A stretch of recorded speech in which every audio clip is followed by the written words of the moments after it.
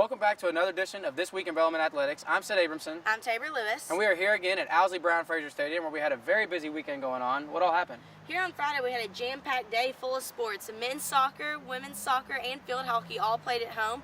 The men's team won. Unfortunately, the women's soccer and field hockey came up short with some losses, but they're going to get a chance to get some wins under their belt here at home this weekend. And we'll bring more to you on that later. I heard the volleyball team started out their season really well, but their games were away. Right, yeah. We usually don't cover away games, but they were actually involved in the Urbana University Invitational, which was in Ohio. And they won 3 out of their 4 games, which is very impressive because they were playing top 5, top 10 teams. So obviously all the practice they've been doing has paid off. So that's really good to hear. Yeah, they've done really well.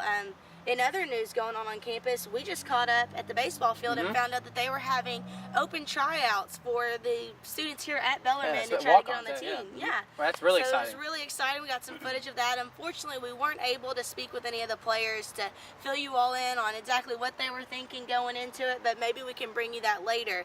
We also have a little surprise for you all to let you know what our plan is for the rest of this year. Every week we're going to bring you the highlight of the week, where we're going to cover different players and coaches, ask them various questions about their upcoming seasons or what they're thinking so far and things like that. Aren't you pretty excited for that? Yeah, I'm really excited. Our goal with this is to get you all a little further in depth with Bellarmine Athletics, to not bring them just the scores and tell them what happened, but to get them to know the players and coaches just a little bit more on a personal level. So we hope that you all like it, and we would love some feedback on it if you could let us know how you think about it. Yeah, definitely. Last week we brought Coach Owens, who's the new baseball coach, and he gave us a lot of insight about what he thinks so far about this upcoming season and you know how he's seen his team practice, since he hasn't really got to see them practice a lot, but we were able to cover that and give you all that information. So I think it'll work out really well. I do too. I think it'll be awesome, and we enjoy getting to know the players and coaches a little bit more, so we hope that you all love it too.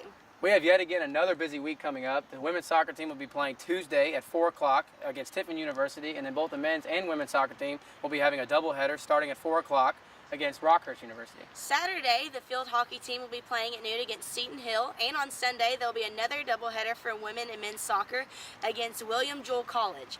This has been another edition of This Week in Bellarmine Athletics. Catch us next week, where we'll be bringing you the scores from this week, your new highlight of the week that we discussed this edition, and hopefully we'll be bringing you some cool stuff about what's going on next week. I'm Tabor Lewis reporting. I'm Sid Abramson. Go Knights!